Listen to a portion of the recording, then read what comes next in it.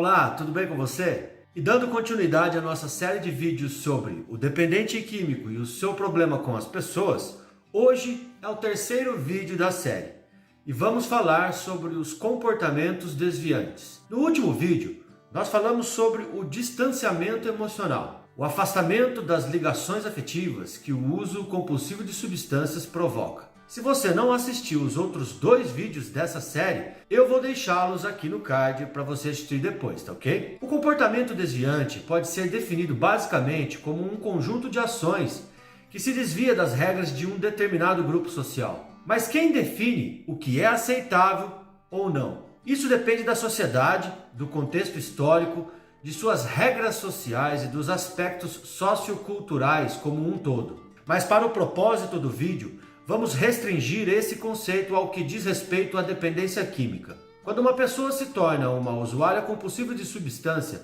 seja ela uma substância lícita ou ilícita, ela começa a desenvolver comportamentos desviantes. Em outras palavras, comportamentos problemáticos. E isso afeta ela mesma e as pessoas que convivem diretamente com ela. Mas quais são esses comportamentos desviantes?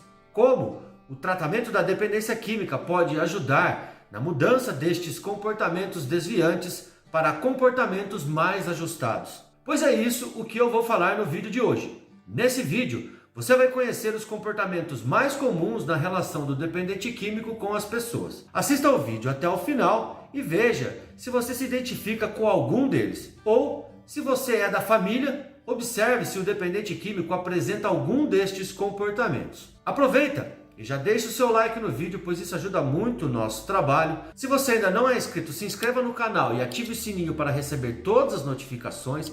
Participe das nossas listas de transmissão no WhatsApp. Os links estão na descrição do vídeo. Participe também dos nossos grupos gratuitos no WhatsApp. Os links estão na descrição do vídeo.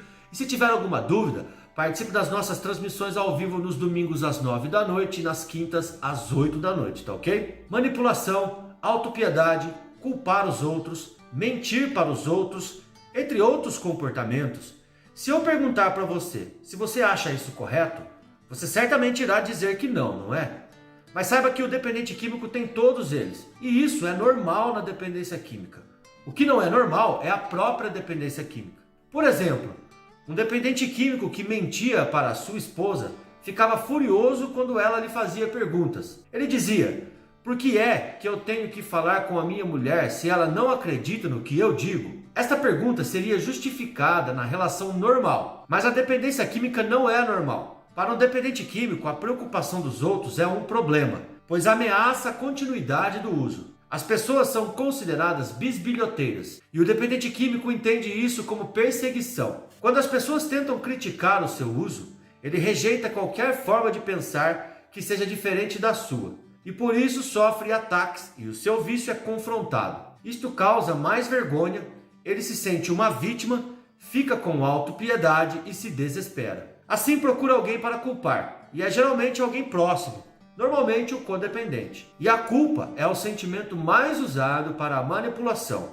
E quem sente culpa demais é constantemente manipulado pelo dependente químico. Sendo assim, a preocupação das pessoas só é importante se puder ser usada para intensificar a dependência química. E usar a preocupação das pessoas para conseguir usar pode ocorrer através da manipulação, da autopiedade, da mentira e da culpa. Podemos citar alguns comportamentos desviantes mais comuns que estão presentes no dia a dia do dependente químico e na sua relação com as pessoas do seu convívio. Veja se você se identifica com algum deles. A manipulação, a autopiedade e a culpabilização são os mais comuns e ganham novas variantes. Mas sendo mais específico, podemos também citar, primeiro, a postura individualista no dia a dia, também chamada de egoísmo, que significa pensar em si mesmo e nas suas próprias necessidades, sem se importar com os demais. Segundo, a insistência persistente para satisfazer sua vontade, mesmo que incomode o outro. Isso causa grande irritação nas pessoas que acabam evitando e se afastando do dependente químico. Terceiro, falar de si mesmo de forma depreciativa, também chamada de autopiedade.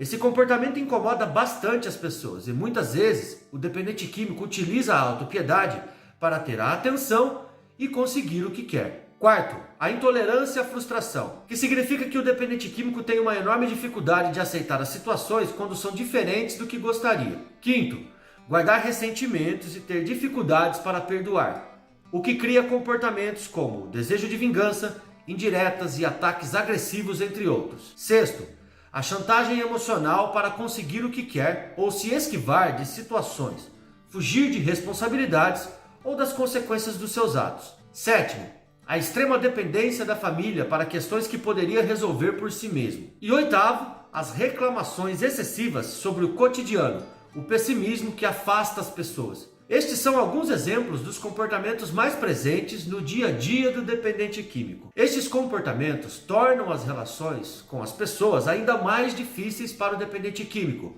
pois ninguém mais confia nele, o que aumenta o distanciamento das pessoas. Mas como o tratamento da dependência química pode ajudar na mudança destes comportamentos desviantes para comportamentos mais ajustados? Primeiro, é importante saber e aceitar que estes comportamentos não ocorrem intencionalmente. Segundo, é preciso ter uma compreensão mais profunda sobre a essência e a origem dos seus comportamentos. Só assim você encontrará possíveis soluções e mudanças a serem realizadas. Aqui eu vou propor 5 coisas que você precisa entender sobre você e sobre os seus comportamentos. Primeiro, é preciso separar identidade de comportamento.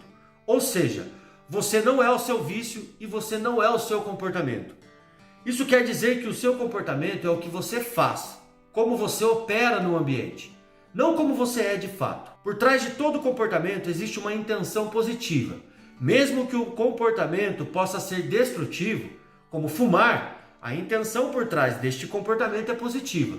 Fumantes fumam para relaxar, para socializar, para expressar a sua independência, entre outras intenções. Se um fumante encontrar uma outra maneira de relaxar, de se socializar ou de expressar a sua independência, certamente ele agirá de outro modo. Mas essa mudança leva um tempo. Temos que separar a intenção por trás de uma ação da ação em si. Quando você aprende um comportamento melhor, que também realize a sua intenção positiva, você certamente agirá desse modo. Você pode iniciar um programa de recuperação focado na mudança de comportamento e não mudar quem você é. Essa é a confusão. As pessoas querem deixar de ser o que é, por isso fracassam, pois isso não tem nada a ver com a sua identidade. Você não é a sua dependência química. Você tem comportamentos dependentes que provocam comportamentos desviantes e para resolver isso, você precisa desenvolver habilidades socioemocionais. Um programa de recuperação pode ajudá-lo, através de terapias comportamentais, a desenvolver mais resiliência emocional, autonomia, habilidades para administrar o estresse e a ansiedade, a lidar com a frustração e a prevenir recaídas. Segundo, ninguém é errado ou quebrado.